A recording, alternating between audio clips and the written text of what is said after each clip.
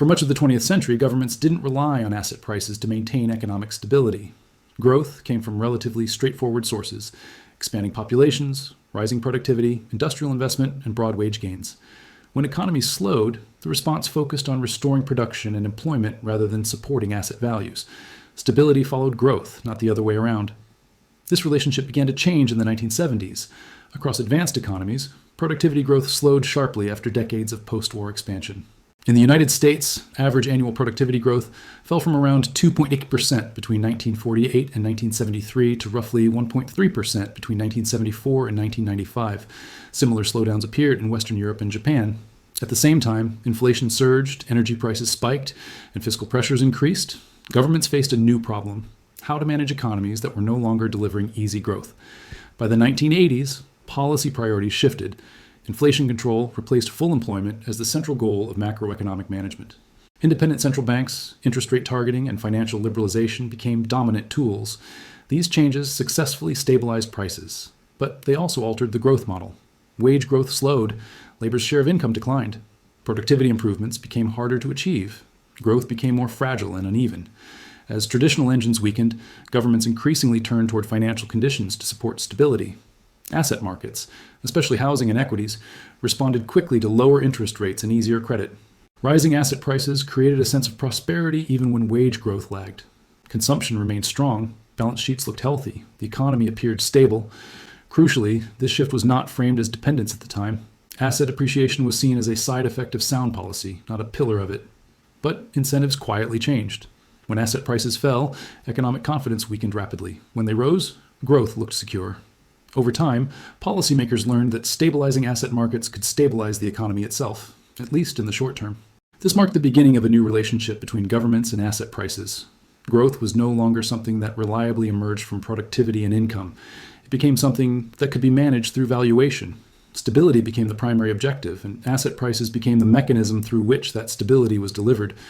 If you find this long-form historical approach useful, consider subscribing and sharing your thoughts in the comments.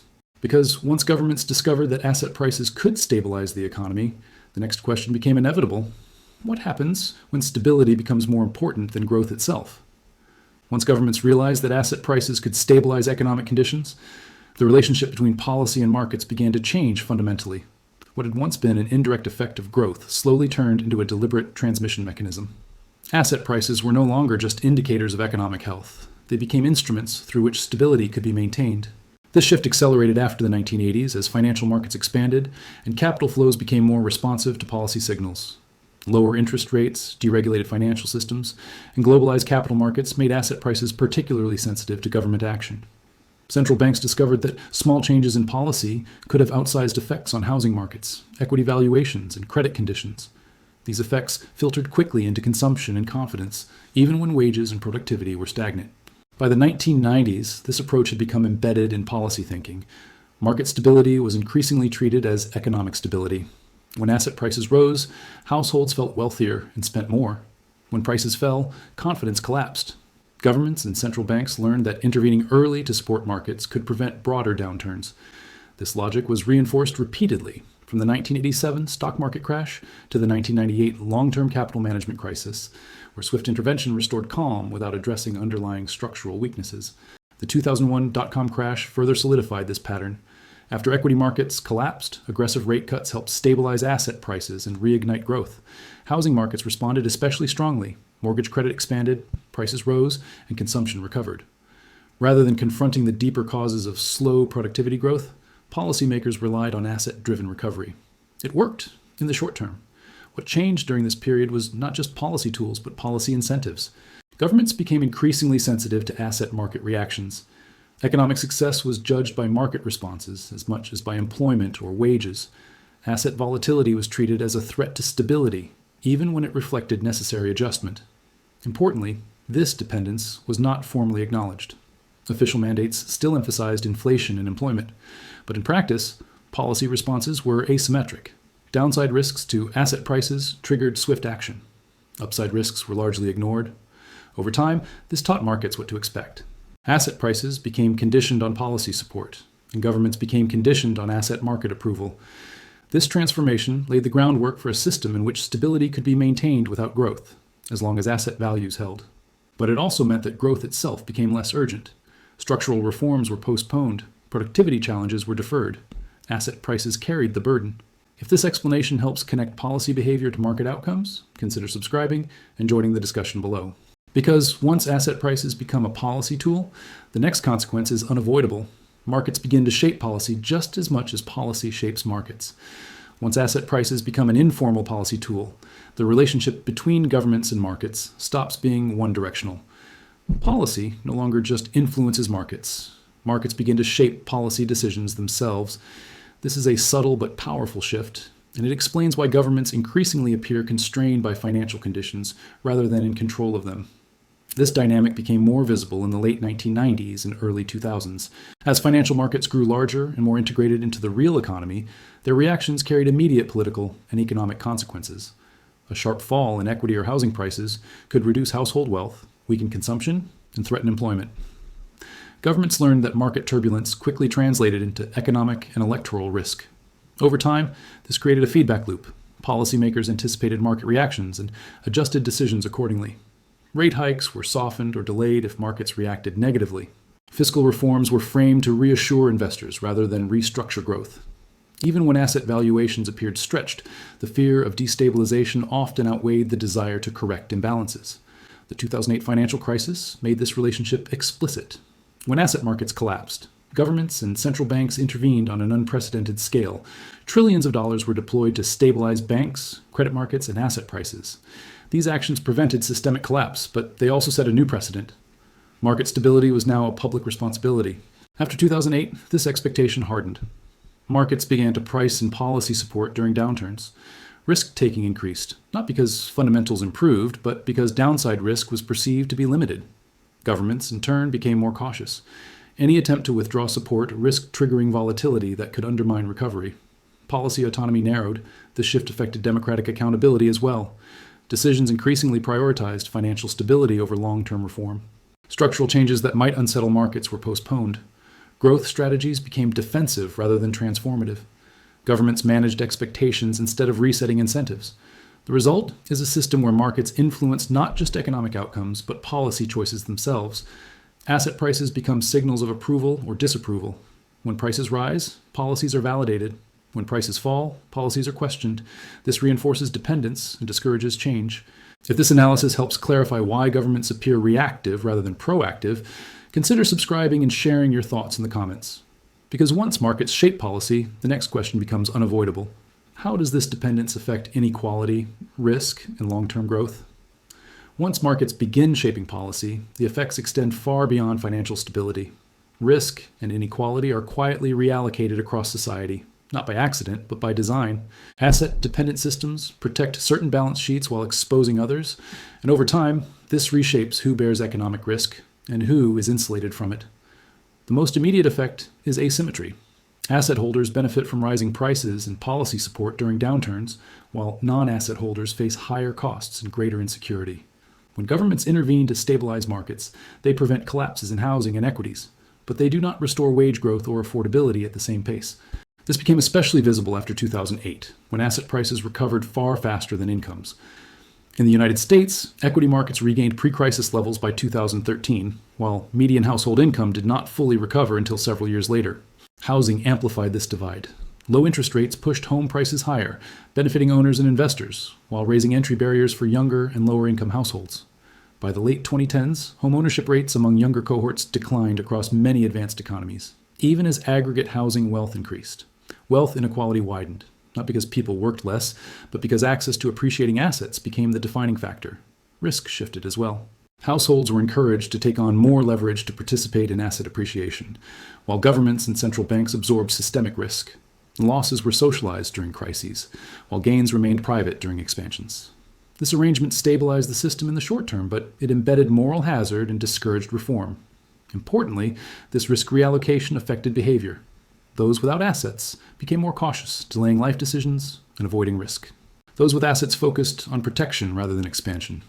The economy adapted to preservation instead of progress. If this perspective resonates, consider subscribing and sharing your thoughts. Because once risk and inequality are reshaped by asset dependence, the next consequence becomes unavoidable. Governments themselves begin to lose flexibility. Once risk and inequality are reshaped by asset dependence, governments face a problem that is rarely stated openly. Their room to maneuver begins to shrink. Policy flexibility declines not because tools disappear, but because the consequences of using them become more severe. Asset-dependent systems raise the cost of change.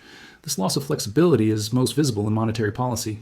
Interest rates, once a blunt but effective tool, become constrained by asset sensitivity. When rates rise, housing markets react quickly. Mortgage payments increase, prices soften, and highly leveraged households feel immediate pressure. Governments and central banks learn that even modest tightening can trigger outsized reactions. As a result, normalization becomes difficult. Rates stay lower for longer, reinforcing asset dependence rather than reversing it. Fiscal policy faces similar constraints. Governments may want to invest in productivity, infrastructure, or housing supply, but these measures take time to deliver results. In the short term, they can unsettle markets or require higher taxes and borrowing. By contrast, policies that support asset prices deliver immediate stability. Over time, the incentive structure favors maintenance over transformation. Political considerations amplify the problem. Large portions of the electorate become tied to asset values through home ownership, pensions, and investments. Any policy that threatens valuations risks backlash. Governments become managers of expectations rather than architects of change. Reform is reframed as risk, and stability becomes the overriding goal. This is how asset dependence narrows the policy horizon. Decisions are judged by their impact on markets rather than their contribution to long-term growth. Governments respond to signals rather than setting direction. Flexibility is lost quietly, not through crisis, but through accumulated caution. If this analysis helps explain why reform feels perpetually postponed, consider subscribing and sharing your thoughts. Because once flexibility is lost, the next question becomes unavoidable. How does an economy grow when stability becomes the primary objective? Once governments lose policy flexibility, a deeper transformation takes place. Stability quietly replaces growth as the primary objective. This shift is rarely announced, but it becomes evident in how success is defined, how risks are managed, and how trade-offs are justified. Growth is still discussed, but stability increasingly sets the boundaries of what is considered acceptable. This transition is visible in the language of policy after the 2010s. Terms like resilience, financial stability, and risk management take center stage, while productivity and income growth move to the background. This isn't because growth no longer matters, but because the system has become fragile enough that preserving existing structures feels more urgent than expanding them. When asset values underpin consumption, employment, and public finances, disruption becomes dangerous. The consequences are subtle but far-reaching. Growth strategies become defensive. Instead of asking how to raise productivity, policymakers focus on preventing downturns. Instead of expanding opportunity, they prioritize cushioning losses. Economic activity continues, but ambition narrows. The system becomes good at avoiding pain, but poor at generating progress. This helps explain why recoveries feel weaker over time. Each cycle relies more heavily on policy support and less on organic expansion. Interest rates stay low, asset prices rise, GDP grows modestly, yet underlying growth capacity erodes. Stability is achieved, but at the cost of momentum. Historically, this pattern has appeared before. Late-stage growth models often shift toward preservation as expansion becomes harder. The difference today is scale. Asset markets are larger, more interconnected, and more politically sensitive than in previous eras. Stability-first policies affect entire populations, not just financial sectors. For households, this shift feels like stagnation. Life becomes more expensive. Progress requires more effort. Risk-taking declines. For governments, it feels like necessity. Any attempt to prioritize growth risks destabilizing the system they are tasked with protecting. If this framing resonates, consider subscribing and sharing your perspective below. Because once stability becomes the goal, the next issue becomes unavoidable. How this mindset reshapes long-term growth, innovation, and expectations for the future. When stability replaces growth as the primary objective, the effects extend far beyond policy debates. Over time, innovation and productivity begin to dull, not because societies lose talent or ideas, but because the system no longer rewards disruption. Stability-first economies gradually teach participants to avoid risk rather than pursue progress. Innovation thrives in environments where failure is tolerable and capital is willing to absorb uncertainty. In asset-dependent systems, however, failure becomes costly. High housing costs, elevated debt levels, and fragile balance sheets reduce the margin for error. Individuals become less willing to change jobs, start businesses, or invest in new skills. Firms become cautious about expansion, preferring incremental improvements over transformative bets. Productivity growth slows, not from lack of potential, but from lack of risk tolerance. This dynamic became increasingly visible after the 2008 financial crisis. Despite rapid advances in digital technology, productivity growth across advanced economies remained weak throughout the 2010s. In the United States, labor productivity growth averaged just over 1% per year during that decade, well below post-war norms. Europe and Japan experienced similar stagnation. Innovation continued, but its economic impact was muted. Capital allocation reinforces this pattern. When asset prices are protected and returns are predictable, capital gravitates towards safety. Venture investment becomes more selective. Long-term industrial projects struggle to attract funding. Share buybacks and mergers outperform new capacity building in terms of short-term returns. The system rewards preservation over expansion. Expectations adapt accordingly. Workers plan careers around security. Businesses optimize for compliance and cost control. Governments celebrate stability metrics. The economy becomes efficient at maintaining itself, but inefficient at reinventing itself. Growth potential narrows gradually, often unnoticed until it becomes chronic. If this analysis helps explain why innovation feels disconnected from lived progress, consider subscribing and sharing your thoughts. Because once innovation and productivity dull, the final consequence comes into focus: how asset-dependent stability reshapes the future path of economic growth itself. Once innovation and productivity dull under stability-first systems, the long-term growth path of the economy begins to change in a fundamental way. Growth does not disappear, but it becomes shallower, more uneven, and increasingly dependent on financial conditions rather than real expansion. This is the phase where economies look functional yet struggle to move forward. Asset-dependent economies tend to settle into a pattern of low-trend growth with high asset valuations. GDP continues to rise, but at a slower pace than in earlier decades. Recoveries take longer. Each cycle requires more policy support than the last. Interest rates remain lower for longer, not as a stimulus, but as a necessity to keep balance sheets stable. Growth becomes conditional. Japan offers the clearest historical example. After the collapse of its asset bubble in the early 1990s, Japan avoided widespread collapse but never fully restored momentum. Housing and equity prices stagnated, wages remained subdued, and productivity improvements were incremental. Stability was preserved, but growth ceilings were permanently lowered. While other countries followed different paths, many began to exhibit similar symptoms after 2008. What distinguishes asset-dependent growth is its reliance on valuation rather than capacity. Output expands through higher prices, increased leverage, and financial activity, rather than through new industries or productivity breakthroughs. This makes growth more fragile. Small changes in interest rates, confidence, or credit availability can have outsized effects. The economy becomes sensitive to policy signals rather than fundamentals. This growth path also reshapes expectations. Governments plan around modest growth, businesses assume slow expansion, households adjust aspirations downward. None of this looks like crisis, which is why it persists. The system appears stable enough to function, but not dynamic enough to improve living standards broadly. Importantly, this is not a temporary phase. Once asset dependence becomes embedded, reversing it requires sustained investment, patience, and tolerance for short-term volatility. Without that, economies adapt to lower potential. Growth continues, but it no longer transforms.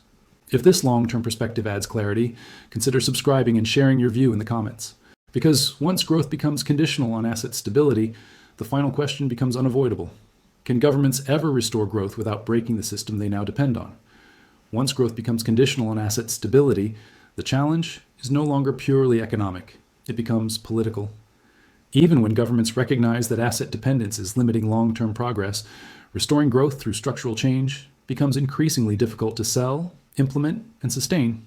The system resists adjustment not just because of markets, but because of voters, institutions, and expectations shaped over decades. The core issue is distribution. Asset-dependent growth creates clear winners and quiet losers. Homeowners, asset holders, and those with stable balance sheets benefit from rising valuations and policy support. Renters, younger workers, and new entrants face higher costs and fewer opportunities. Over time, the former group becomes larger, more politically influential, and more risk-averse. Policies that threaten asset values are framed as irresponsible, even if they are necessary for long-term growth. This dynamic became more pronounced after the 2010s.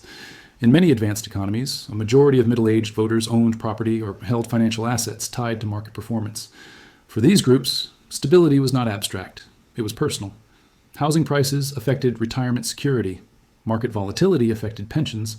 Governments learned quickly that reforms perceived as destabilizing would face resistance, regardless of their long-term benefits. Structural growth reforms also suffer from a timing problem.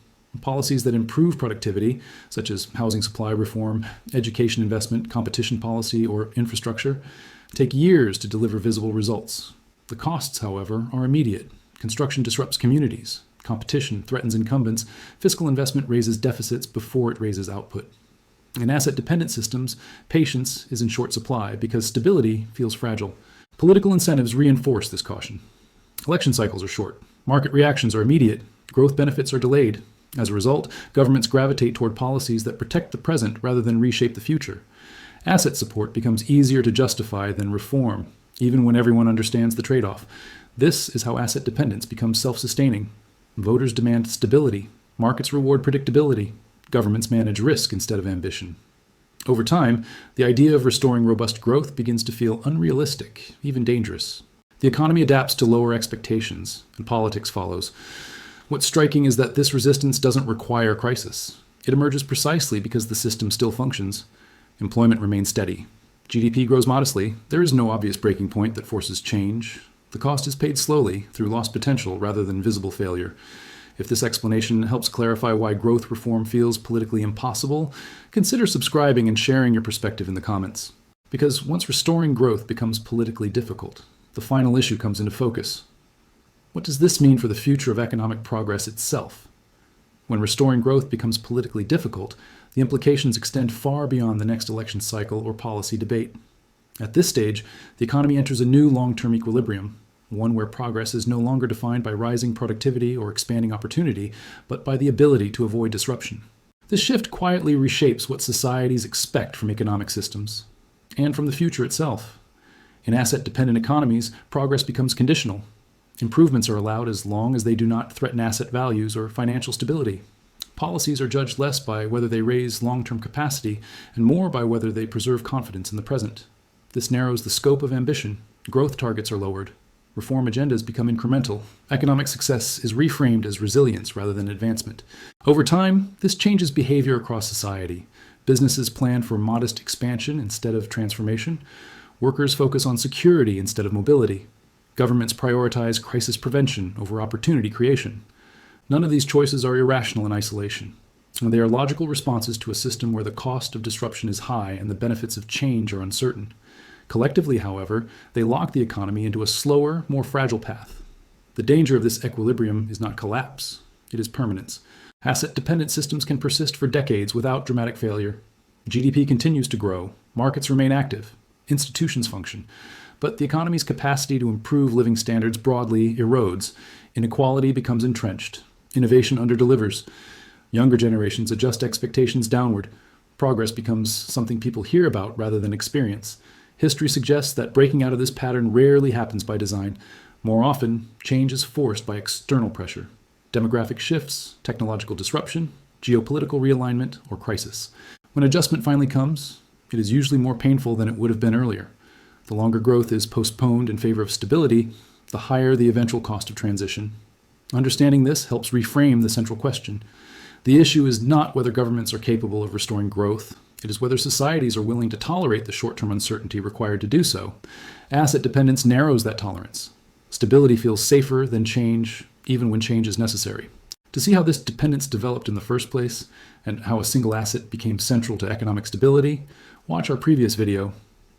When housing stops supporting the economy and starts distorting it, it explains how housing became the foundation that governments, markets, and households now struggle to move beyond. If you value long-form, data-driven economic analysis that looks beyond headlines and surface explanations, consider subscribing, sharing your thoughts in the comments, and staying with us for future deep dives into how modern economies quietly change over time.